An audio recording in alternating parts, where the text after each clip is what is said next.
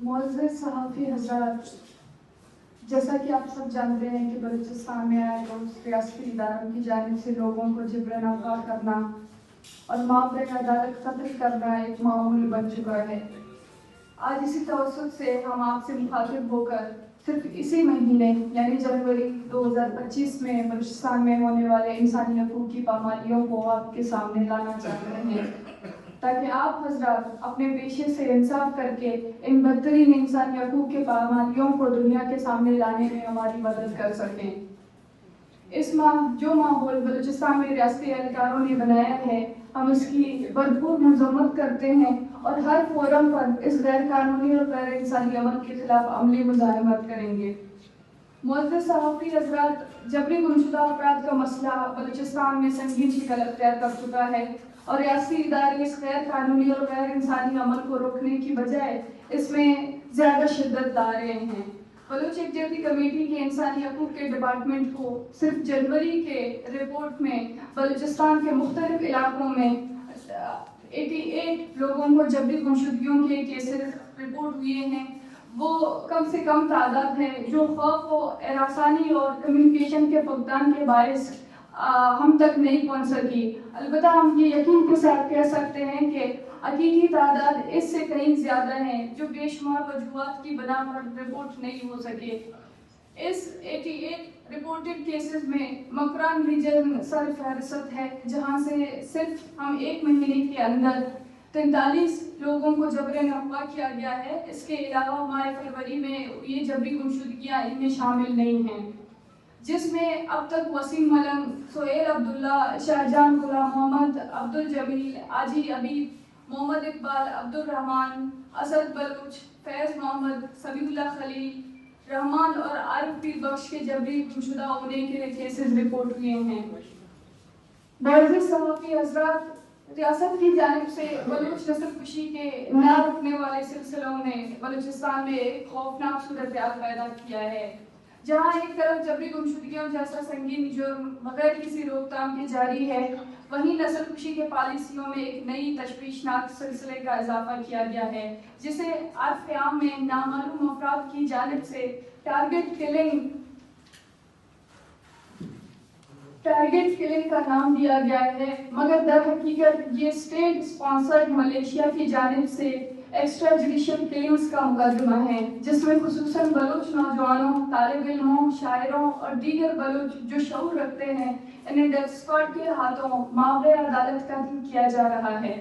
جن میں عالیہ طور پر تربت میں شہید کیے گئے اقدار بلوچ جو ایک ایم فل اسکالر تھے وہ بھی شامل ہیں۔ اس کے علاوہ بلوچ تعلیم دان استاد شریف ذاکر بھی شامل ہیں۔ معزز صحافی حضرات، آپ کے توجہ میں کل ہی بلوچستان میں ایک اور ہولناک واقعے کی جانب لے جاتے ہیں۔ کل بروز منگل، جہاں بلوچ یکجہتی کمیٹی کی جانب سے ایکسٹرا جوڈیشل کلنگز کے خلاف تربت میں لگائے گئے احتجاجی کیمپ کا تیسرا و آخری دن تھا، اسی روز جبری طور پر گمشدہ کیے گئے 16 سالہ ایات بلوچ کو ماورے عدالت قتل کر کے ان کی لاش پنجگور گریڈ اسٹیشن کے قریب پھینک دیا گیا۔ حیات افضل، جس کو 3 جولائی 2024 کو ایف سی و سادہ وردی میں ملبوس اہلکاروں نے تربت سے اغوا کیا تھا۔ 24 کے آخری مہینوں اور 25 کے ابتدا میں اب تک درجن بھر افراد ٹارگٹ کلنگ کیے جا چکے ہیں۔ ان میں یہ چند کیسز ہیں: فقیر جام اور عصا بلوچ کو آوران سے جبری طور پر گمشدہ کر کے ان کی لاشیں پھینک دی گئیں۔ تربت کے علاقے فم سے ستمبر کے ماہ میں ظریف بلوچ کو جبری گمشدہ کرنے کے بعد انتہائی تشدد کا نشانہ بنانے کے بعد شہید کر کے ان کی لاش پھینک دی گئی، اور جب ورثہ نے لاش لے کر احتجاج کرنا چاہا تو تم بر میں کرفیو نافذ کی گئی تاکہ تب تک ورثہ کو محصور رکھا گیا جب تک انہوں نے مجبور ہو کر لاش دفنا دیا۔ اسی روز بلوچستان کے علاقے زہری میں ایف سی نے سرچ آپریشن کے دوران ایک 15 سالہ بچے کو اندھا دھند فائرنگ کر کے شہید کر دیا۔ اسی طرح 10 دسمبر 2024 میں لاپتہ کیے گئے منظور افضل بلوچ کو 12 جنوری 2025 کو انتہائی وحشیانہ طریقے سے قتل کیا گیا۔ فورسز کی جانب سے جبری گمشدہ افضل منظور پر بم باندھ کر انہیں اڑا دیا گیا، اور 25 جنوری کو مشقے میں پنڈول سومال کو فورسز نے تحویل میں لے کر شدید تشدد کا نشانہ بنا کر شہید کر دیا۔ 4 फरवरी को बलोच स्कॉलर अलादाद बलोच को टारगेट करके शहीद कर दिया गया और 11 फरवरी को जबरी गुमशुदा किए गए आयात सफदर की मसकशुदा लाश पंजगुर से बरामद हुई, जबकि प्रोफेसर शरीफ जाकिर बलोच को भी निशाना बनाया गया, जिनमें भी मौजूदा तौर पर महफूज रहे। मुअज़्ज़िज़ सहाफ़ी हज़रात, बलूचिस्तान में नस्लकुशी के साथ तालीमी निज़ाम को भी एक अरसे से रियासती जबर का सामना आ रहा है, जिसमें तलबा और असातिज़ा को शहीद करना, स्कूलों को जलाना, किताब पढ़ने पर तशद्दुद का निशाना बनाना वगैरह शामिल है। बलोच उस्ताद शरीफ जाकिर को मुसलसल टारगेट करना भी इसी तसल्सल का हिस्सा है। कल जहां शरीफ बलोच पर अंधाधुन फायरिंग किया गया, इससे चंद रोज पहले इनके घर पर 10वीं बम हमला किया गया और बाद में इनके कमसन बेटे और एक रिश्तेदार को भी जबरी तौर पर गुमशुदा किया गया। इस अमल का वाहिद मकसद शरीफ जाकिर बलोचों को तालीम के जेवर से आरास्ता करने की सजा देना है। मुअज़्ज़िज़ सहाफ़ी हज़रात, बलूचिस्तान में इस खौफनाक माहौल और रियासती इदारों की बरबरियत को रोकने के लिए हम इंसानी हकूक़ के इदारों से अपील करते हैं कि वो अपने किरदार अदा करें, और हम रियासती इदारों को ये पैगाम देते हैं कि हम आपकी इन बलूच नस्लकुशी के खिलाफ अपनी आवाज़ कौमी और बैनुल-अक़वामी इदारों तक पहुँचा कर सियासी मुज़ाहमत जारी रखेंगे। शुक्रिया। ये बेसिकली हालिया दिनों में जो मामले अदालत कत्ल किए जा रहे थे जबरी तौर पर गुमशुदा अफराद के, इसके हवाले से 3 रोज़ा एक कैंप लगाया था तुर्बत शहीद फिदा चौक में, और इसी दौरान कल जो कि हमारे कैंप का आखिरी दिन था, कल हयात सफदर के दोबारा जो है उनको उनकी बख्शुदा लाश फेंक की गई, उनको मामले अदालत कत्ल किया गया। इसमें हमने लवाहिकीन से बात करने की कोशिश की कि वो अगर इस एहतजाज को जारी रखना चाहते हैं तो हम उनके साथ खड़े हैं, हमारे फोरम पर उनके साथ वो जिस तरीके का भी इक़दाम उठाना चाहते हैं। लेकिन दूसरी जानिब से उस फैमिली को थ्रेट किया गया, जिस तरह हमने अपने प्रेस कॉन्फ्रेंस में भी वादे किया था कि पिछले इस तरह वाक़यात हुए हैं जिनमें लवाहिकीन ने लाश उठाकर जो है चौकों में चौराहों में आके एहतजाज करने का सोचा, तो उन लवाहिकीन को दबाने की मुख्तलिफ साजिशें और कोशिशें की गई। तो इसी तरह से फैमिली को भी डराया गया, धमकाया गया, जिसकी वजह से फैमिली बहुत ज़्यादा प्रेशर में आई और वो अपनी लाश उठाकर लाश को दफनाया, जिसकी वजह से हमारा जो 3 रोज़ा कैंप था बलूच यकजहती कमेटी का, वो हमने ख़त्म किया। अभी की बात नहीं है, बलूचिस्तान जब से बना है वहाँ पे कभी आवाम की नुमाइंदगी नहीं रही है। वो सिर्फ और सिर्फ कठपुतली हुक्मरान ही हैं जो आते हैं और वो किसी और की नुमाइंदा होकर बलूचिस्तान में सिर्फ उन कवानीन को, उन जो है लॉज को इम्प्लीमेंट करते हैं जो जहाँ पर रियासत की लाकानूनियत के खिलाफ जो लोग बात करते हैं, जो रियासत की मामले कानून जो है जराइम के खिलाफ बात करते हैं, सिर्फ उनके खिलाफ और उनकी कानून भी काम आती है, और वो जो बलूचिस्तान के हुक्मरान लाए गए हैं वो भी उस वक्त अमल वक़्त में आ जाते हैं जब इस तरह के लोगों के ऊपर कार्रवाइयाँ हों। काफ़ी भी याद है, एक दो फिर आज जो है तुर्बत में एक डेड बॉडी पड़ी थी है उसी तुर्बत चौक पे, और